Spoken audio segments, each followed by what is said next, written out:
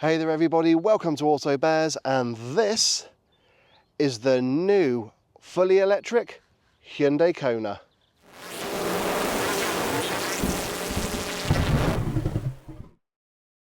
Right. Now, regular viewers of the channel might remember that I've already reviewed the full hybrid version of the new Kona last year, and I was mightily impressed by it. However, for this latest generation, Hyundai actually designed it to be a fully electric vehicle first, and then incorporated the ICE and hybrid versions afterwards. So I am kind of doing these reviews a little bit back to front, but I'm really glad to have the new electric Kona on test this week. And even though it is fully electric, doesn't mean it hasn't got its fair share of rivals to compete against. It's going up against the new Peugeot E2008, the Vauxhall Mokka, the new Jeep Avenger. We've even got, yes, the Kia e-Niro, which is essentially a Kona underneath, but with a Kia badge on the front. But also from the premium market, we have now got the new Volvo EX30 to go against. So I've had this Kona electric for a week, and I'm going to answer a couple of big questions. Number one, what's it like? And number two, with it being designed as an EV first, does it make it a better car than the hybrid I drove last year? Stick with me to find out. Now, when it comes to the electric Kona's styling, just like the hybrid I had last year, I love it. It's big, it's bold, and it looks like a concept car. Now, unlike the hybrid I had last year, because this is fully electric, at the front it has a very clean look to it, definitely to aid with aerodynamics. And also we have got your charging flap at the front as well. And something you can get as an optional extra is to have this flap heated. So if you live in a cold climate, say Norway, yeah, you'll have no problem charging in the winter time. Also, another thing to mark out that this is an electric Kona are all the little pixelations you get here on the front and back of the bodywork. And I really do love that in the design, just like the Ioniq 5 and 6. We even get some very big pixels on the 19-inch alloy wheels. They do look very cool and stylish, and I will say they are pretty easy to clean as well. And even though we've got 19-inch alloys, I'll let you know now that the ride is very good. Now, if I had any criticisms at all in regards to the styling of the electric Kona, it is the front with the silver paint. There is a massive RoboCop vibe I get from the front. And yes, being an 80s child, it does bring back a lot of memories. But I still love the overall design of it. And I love the fact, again, that Hyundai are very bold in their design of their new cars. But let me know what you think of the electric Kona's design in the comment section below. Do you prefer this to, say, the e-Niro, or is there another car you like the look of? Just let me know there. But on that note, I think it's time that we leave the exterior and we see what it's like with the interior. Sat in the front of the Kona Electric, you are greeted by a very comfortable, well kitted out and driver focused interior. It is a nice, comfortable place to be. But I have got one big criticism, especially when compared to the N-Line I drove last year. And that is that it's very grey in here. And I'm not talking 50 shades of grey, I'm talking 1 or 2. It just doesn't feel like an exciting place to be. And I am really disappointed by that. I'd love to see Hyundai make a bit more of an effort to liven up the cabin. Now, because this is a small crossover with a raised seating position, getting in and out of the electric Kona is actually really easy. So if you do suffer from any kind of mobility issues, I do recommend having a look at the Kona, but I will let you know that there is no grab handle for the driver, but there is for the front passenger. And on this Ultimate trim, I have got electrically adjustable seats with electrically adjustable lumbar support, so you can get the perfect driving position, because the steering also has both rake and reach adjustment, which is really handy. And then when it comes to interior quality, again, just like the hybrid I had last year, it is a little bit disappointing. There's a lot of hard, scratchy plastics in the cabin. Now, granted, on top of the dash, there's this kind of weird, almost kind of rubbery texture or spray on top of the dash to give an air of soft plastic quality, but it is hard plastic. We have got a bit of leatherette here on the door panel and here on the center armrest, But I mean, that's the same colour grey as the top of the door. Again, there's just nothing in here to liven up the cabin. And we have got a little bit of metal effect trim here on the dashboard, as well as a little bit here on the center console as well, and going across the edge of the dash to the air vents. But it's just not enough. It does feel, I hate to say it, a little bit drab in here, especially when compared to the likes of a Kia e-Niro or a Peugeot e-2008. So that's just something to be aware of if you are looking at the electric Kona. However, just like the hybrid, cubby spaces are a big plus. We got some decent sized door pockets. We can get a small to medium sized bottle of drink in there, but they're not lined with any fabric, so loose items will rattle around a bit. Now, on the center console up front, we have got a little tray area which is rubberized, and that has your wireless charging pad, so you know that your phone's not going to go anywhere. Then just behind there, we have got a nice tray area which does have a couple of cup holders, and in the traditional, say, Hyundai Group way now, you've got a couple of buttons to get those cup holders out, and you get a couple of little plastic grippers as well, so if you have any coffee cups or anything like that in there, they're not going to go anywhere, so that's really handy. And then we've got another little tray area just behind. That is hard scratchy plastic, there's no rubber lining or anything like that. And also underneath the armrest, you can lift it up and you do get a little tray area as well, which you can remove. Again, not lined with any rubber, but also you do get a little bit of a wall divider there. So if you want to put any kind of larger objects in that little tray area, that is actually quite handy. So that is pretty cool. And then finally we have got the tray area just above the glove box. Again, it's not rubber lined, and the glove box itself, which is a decent size, but usually the book pack takes up like 90% of the space. But this doesn't seem as big as usual Hyundai Group book packs, so that is a nice surprise there. So yeah, when it comes to the cubby spaces here, they are actually really good and quite quirky. But like I said, I just like to see a little bit more rubber lining and just that air quality, just to stop any kind of loose items rattling around in here. Now, something that did seem to divide the audience with the hybrid Kona I had last year was the amount of physical buttons you get in the cabin. Some of you really liked it, but others thought, well, no, I'd like to see more touch-sensitive buttons in here. But Hyundai do react to customer feedback, especially if you look at the new Hyundai Tucson, where they've actually got the return of physical knobs and dials for the dual zone climate control. So it seems to be that people aren't quite ready yet to go for all these touch sensitive buttons. And I do love the fact that we have got lots of physical buttons in here. We've got a row here of shortcut buttons for the infotainment system with a couple of rotary knobs. All of the buttons here for the dual zone climate control are really easy to use when on the move. And the fact that we've got the 4 little rocker switches here is very much a new thing we're seeing with Hyundai Group, because we have seen those with the likes of the new Kia EV9 and also the new K4 Saloon. And then just below there we have got a couple of USB-C charging inputs with a button in the center where you can go from connecting it up to the infotainment system to just purely charging, and then a 12-volt socket under its own little cover as well. And then we've got a cluster of buttons here just a little bit lower down with a little rotary knob in the center for your drive mode select. But we've got your buttons here for your front heated and ventilated seats, heated steering wheel, and things like auto hold, the 360 camera and parking sensors. So I do like the fact that it's all nicely located there. And then on the steering wheel on the left hand side we have got your radar guided cruise control controls, as well as your driver data menu controls.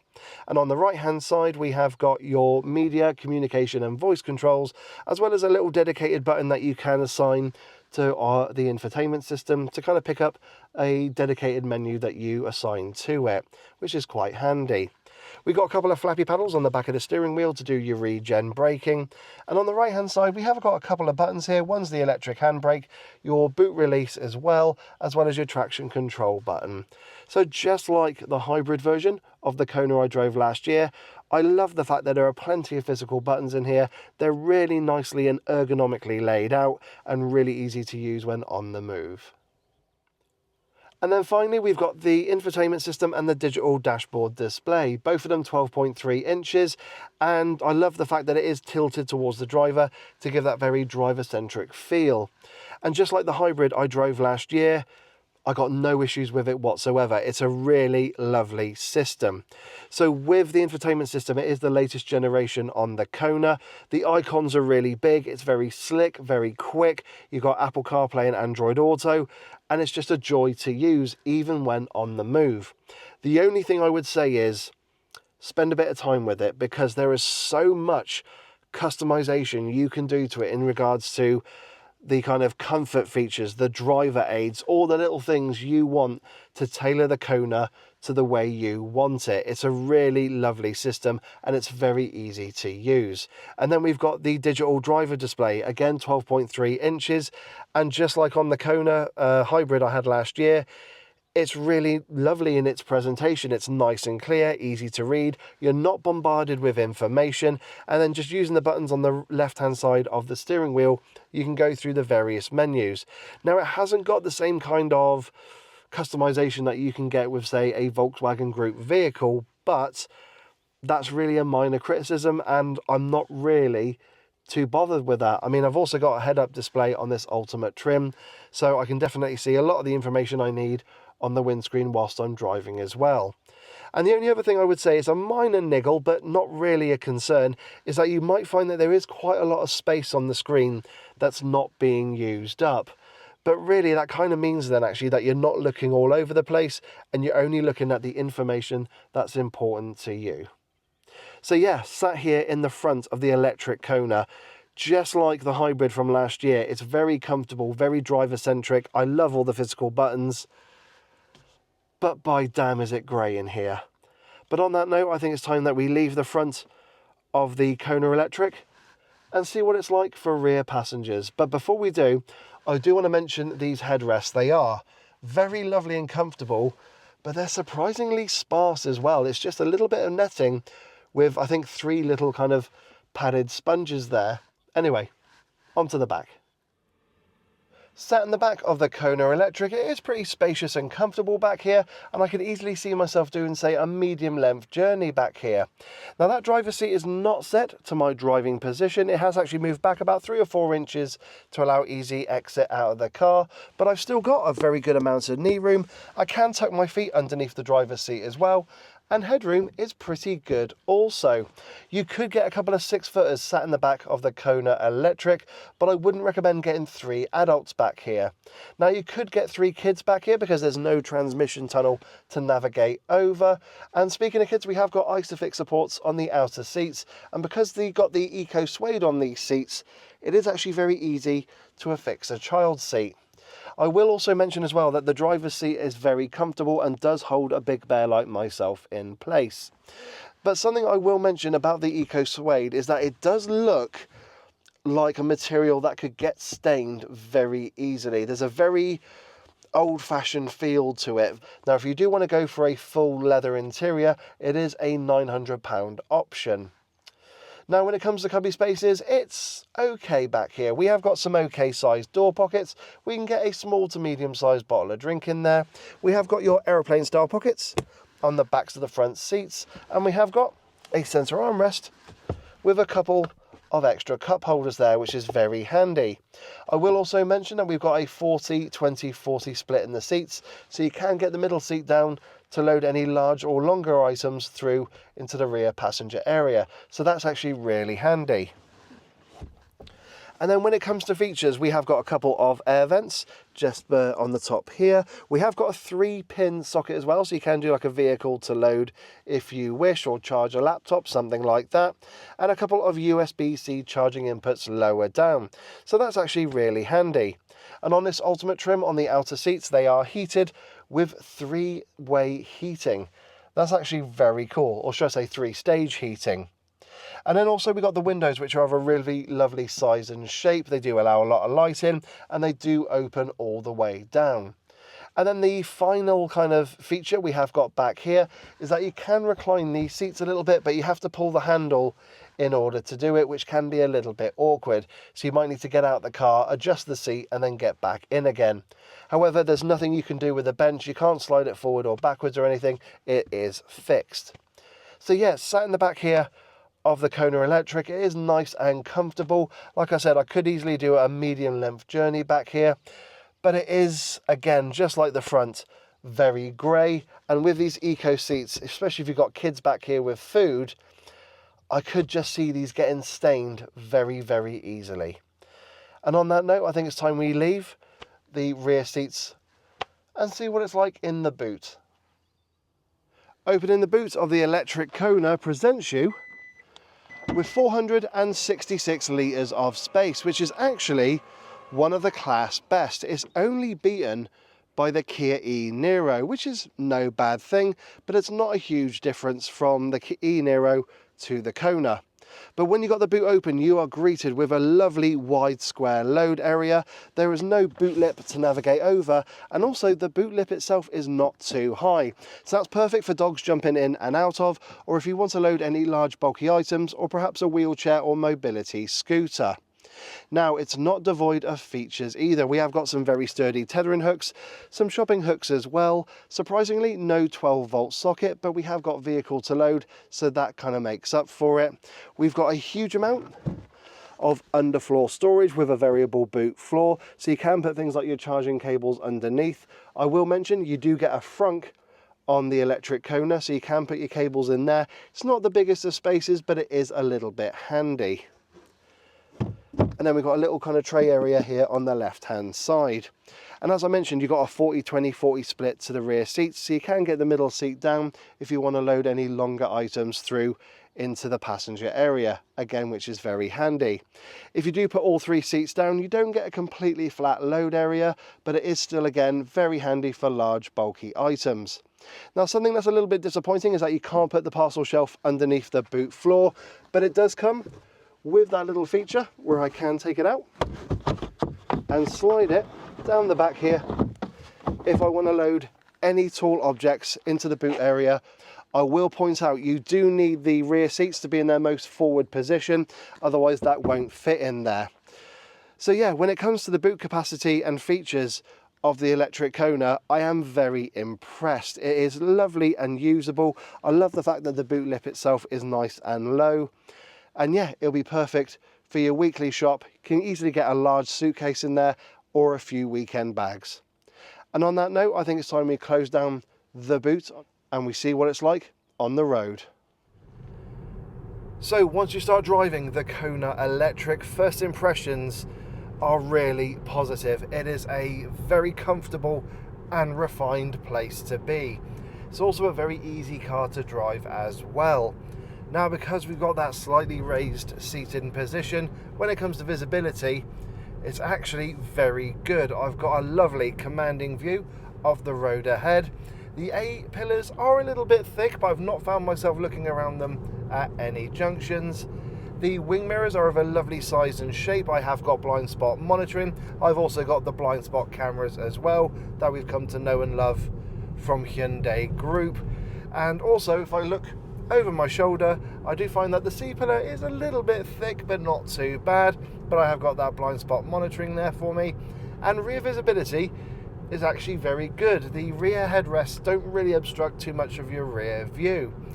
So yeah, when you start driving the Kona Electric, you can kind of tell it was designed to be an electric car first and then have the ICE version and hybrid version incorporated later on. As you heard there, you might have heard a little bong. So that's one of the things as well, with this being a new Hyundai car. Yeah, there's a lot of safety systems in this car, which means you'd also get a lot of bongs. But safety is very important nowadays. Now, there are 4 trim levels to choose from in the Kona Electric range. There's the entry-level Advance, there is the N-Line, the N-Line S, and the top of the range Ultimate, which is what I've got here. However, you can actually say that the N-Line S and the Ultimate are both top of the range because they cost exactly the same. The main differences are, if you go for the N-Line S, you get the sporty exterior and interior. You get things like the leather and Alcantara on the seats, and you get a much more darker interior and sportier interior, and you don't have the sunroof. Now, on this Ultimate trim, I have already kind of mentioned what you get in terms of the interior, in terms of all the grey and that kind of eco suede fabric. But the one thing that surprised me regarding that sunroof is I was expecting the blind for it to be manual. You just grab it and slide it forward. But no, it's actually, yeah, it's electrically operated, which was a pleasant surprise. Now, if it was me personally, I would be looking at the N-Line or N-Line S, because if you're going for the N-Line S, you get everything that you pretty much get in the Ultimate, bar the sunroof. So you get all the safety features, you get all the driver aids that you'd get with the Ultimate, but it would just look a little bit more appealing visually on the exterior and interior. Now, of course, it depends on which version of the battery you want with your Kona Electric, because there are two to choose from. So if you do go for the lower down trim levels, then you do get the choice of going for the smaller battery or the long range battery, but I'll come on to that in a little bit. So yeah, personally, if it was myself, I'd be going for the N-Line or N-Line S. I would probably want the bigger battery, so N-Line S it is. But if you don't want your Kona Electric to look all fun and sporty and just want it to be all comfortable, then by all means go for the Ultimate, because it's the same price. Now, there are a couple of optional extras you can add to your Kona Electric. So these essentially come down to full leather seats, 17-inch alloy wheels, which are free of charge, or a luxury pack, which is about £1,600 at the time of recording. And basically you can chop and change what you want with those packs, and that will essentially change the price of the car. Now, if ride comfort is important to you, it might be worth looking at the 17-inch alloy wheels, even though with these 19s the ride is really good. And like I mentioned earlier, yes, we got the eco suede, which, like I said, looks a little bit dated and that it will stain quite easily, but would I go £900 for the leather seats? I'm not quite sure. Again, another reason why I'd be looking at the N-Line S. But with the Lux Pack, you do get things such as the heated charge flap cover, which I said earlier would be perfect if you perhaps live in Norway, and you get things like a digital key and a couple of extra features as well, but you'll see those down in the description below. Now, when it comes to powering the Kona Electric, you have two battery choices available. Now, the entry-level battery is a 48.4 kilowatt-hour battery, producing 112 brake horsepower and 188 newton meters of torque, which gives you a 0 to 62 time of around 8.8 seconds and a claimed range from Hyundai of around 234 miles, which is not too bad for that type of car. Obviously, you can go for the long-range battery, and what's probably going to be the most popular version in the Kona Electric range, and that is a 65.4 kilowatt-hour battery. Now, that produces 215 brake horsepower and 255 newton meters of torque. Now, that bomb going off there is a little coffee symbol on the dash, and that's because I've been looking at the camera every so often, so it thinks I'm not really paying attention. Now, with that, I've got a 0 to 62 time, which is a second quicker, so it's 7.8 seconds to 62 miles per hour. And in terms of range, again, Hyundai claim I should get up to 319 miles. However, on a full battery, this was telling me I was going to get around 265 miles of range, and in terms of conditions, it was around 10 degrees Celsius and just nice and mild. So I'm a little bit disappointed I couldn't hit that 300 mark when on 100%. But they're actually very good sized batteries, perfect for everyday driving in terms of range, and depending on your lifestyle, I mean, if you're just going to be pottering around town and everything, the smaller battery should do you absolutely fine. And then just with the overall performance with this larger battery and more power, it's absolutely fine for everyday driving. I've got a perfect amount of acceleration. This doesn't really need to be very sporty. Being front wheel drive as well, it's going to be prone to wheel spin, particularly in wet conditions. So I'm kind of glad that Hyundai haven't decided to go nuts with the Kona electric and just chuck loads of power and performance under the floor. So that's something I am very appreciative of, and it also kind of adds to the nature of the Kona electric in that it is a nice, comfortable family SUV which has a decent amount of range and performance to back it up. Now, when it comes to things like brake regeneration and charging, again, with this being a Hyundai Group car, it is very impressive. Now, maximum charging capacity or capability is around 100 kilowatts, so you can go from, say, 10 to 80% in around 40 minutes, which isn't too bad for this type of car, but yes, some of its rivals are a little bit quicker. But then we got the regen system on the car. Now with that, you got the flappy paddles on the back of the steering wheel, and you have got full one pedal driving, or I-pedal as Hyundai call it, and it's absolutely brilliant. It's got enough strength that, yeah, you don't tend to use the brake pedal. There is an auto regen system as well, which kind of links with things like the radar guided cruise control, and it just adapts to the driving conditions that you're in. But yeah, when it comes to the charging and brake regen in the Kona electric, as always, being a Hyundai Group car, it is very impressive. I will put everything on the screen now for you so you can see the kind of charging rates depending on what chargers you go to and use. So yeah, when it comes to charging and brake regen, unsurprisingly, it is very good and very positive. Now, when it comes to the Kona's ride and refinement, this is a big plus area for the car, and you can clearly tell that Hyundai have worked their magic on this new generation, because the ride is really good. I'm driving through a village now which I know has very poor quality roads. The manhole covers, yeah, I heard them, I don't feel them. This thing just glides over potholes and bumps at low speed, and that's a very un-Hyundai thing for it to do. Usually these cars from Hyundai Group are quite fidgety at low speed, and then they settle down at higher speed. But no, in the Kona, this deals with the bumps and imperfections really, really well. There is a trade-off, which is obviously going to be in the handling, because this has been designed to be a very comfortable family SUV and not a sporty one. But there is another unique thing as well, which is when you get up to speed, yes, it does settle down when it comes to the ride. I mean, it's already settled at low speed, but it settles down even more so at higher speed. But you do find you notice some of the little noises and that from the road coming into the cabin. Just be like a sharp little boom or something coming through. It's not uncomfortable, but it is there. But you know what? That is a minor criticism because of that low speed ride comfort. It is just really lovely. And now as I hit a national speed limit sign, we're going to speed up to 60. I'll put the cruise control on now as well. And let's talk refinement.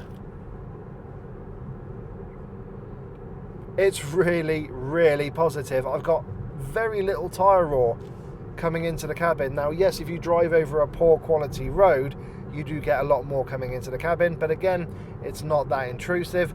Hardly any wind noise really coming off the wing mirrors and the A-pillar. There is a little something there, but it's in the background. And I've got Storm Kathleen kind of banging the UK right now with 70-mile-an-hour gusts, and I can't hear any of that wind noise outside. This is a really lovely long-range cruiser for an electric vehicle. You and the family can definitely do a long distance in this and come out the other end feeling nice and relaxed. I've also got a Bose sound system as well on this Ultimate trim, and it is a lovely sound system as well, and it just takes away any of those exterior noises coming into the cabin. So therefore, again, it just makes it a really lovely long-range cruiser, but also a perfect EV for driving around town because it's that comfortable. I really am impressed by this. I'm actually more impressed by this than I was the hybrid version I drove last year. Again, you can clearly tell Hyundai have focused on this to be a comfortable electric car and kind of focused on this first before looking at the ICE and hybrid versions, because this is just a really lovely place to be. Now, when it comes to the Kona's handling, I'm going to say it's absolutely fine for daily driving. The steering wheel feels really lovely in my hands. I've got a nice quality leather to it, but because that ride is kind of geared towards more comfort than sportiness, what you find is if you do push the Kona, it does lean a little bit in the corners. Now, it's not the lightest of steering. There's a nice little bit of weight to it, but I don't feel like I'm fully connected to the front wheels. I'm not getting that kind of sporty feedback. This is just absolutely fine for daily driving, and it's light enough to make manoeuvring around a car park or just parking the Kona an absolute doddle. And of course, with this ultimate trim, you have got the ability to move the car without being in it. So if there are any tight parking spaces, you can get the car to do it for you, which is sometimes very handy. But yeah, it's really lovely with the handling. Like I said, it's not going to give you that rewarding feedback like a sporty SUV, but it's perfect for everyday driving. And if you do put it into sport mode, for example, yes, you get more acceleration and response from the your right foot, and you get heavier steering, but it doesn't do anything to the ride. So again, yeah, you don't get that rewarding feel like you would do in a truly sporty SUV. But like I said, it's perfect for everyday driving, and yeah, you shouldn't have any issues with it whatsoever. So with my time in the Kona Electric, what have been some of the highlights and some of the little niggles I need to let you guys know about? Well, I'm going to be honest, when it comes to niggles, they're very few and far between. I mean, really, all the safety systems and all the bongs are going to be the little niggles. You know, you go 1 mile an hour over the speed limit, you get a bong. You change speed zones, you get a bong. If you're not looking out the window or in a different direction, you get a bong. So there's a bong for everything, and there's probably a bong to let you know that if one of the bongs isn't working. And then there's just really the convenience features on the Kona Electric, which I really love. And there are also things you get on other Hyundais as well. I love the fact that you can just walk up to the boot, give it 5 seconds, and it'll automatically open for you, rather than you have to wave your foot underneath the bumper to try and get it open. And that can't really be the most helpful thing for you if you're carrying loads of shopping. But other than that, I think I've pretty much covered everything. I would like the interior quality to be a bit more plush in here in regards to perceived quality. Yeah, I've mentioned the seats as well on this ultimate trim. That's basically it. I think I've pretty much covered everything. There are very few niggles I've come across in this Kona Electric. It is one of my favourite electric cars. It just seems to do everything really well. I am a little bit disappointed I couldn't get 300 miles at least of claimed range when I charged it to 100%, but I will need to charge this up before it goes back, so I'll see what I can get with that charge. But no, other than that, I'm really impressed by it, and I think we should move on to the conclusion. So what are my thoughts on the Hyundai Kona Electric? Well, I am massively impressed by it. I really did love the hybrid last year, but this just trumps all over that. And you can tell that Hyundai had been focusing on the electric car first, and then the ICE and hybrid ones afterwards. This just feels like a really well put together package. It drives lovely, rides beautifully, has decent range, decent charging speed. We got decent practicality in rear passenger space. When it comes to boot capacity, it's only really beaten by the e-Niro. When it comes to plushness, you're probably looking at something like a smart #1 in terms of that kind of quality feel on the interior, or maybe even a Volvo EX30. But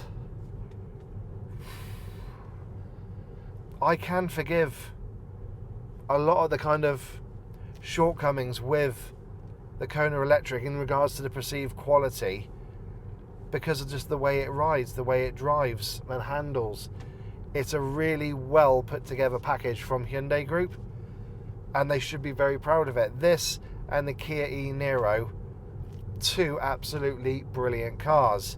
And the only thing I would say that would probably kind of set these two cars apart is the fact that with the Niro, you can get a 7-year warranty, but with the Hyundai, yeah, it's 5-year only.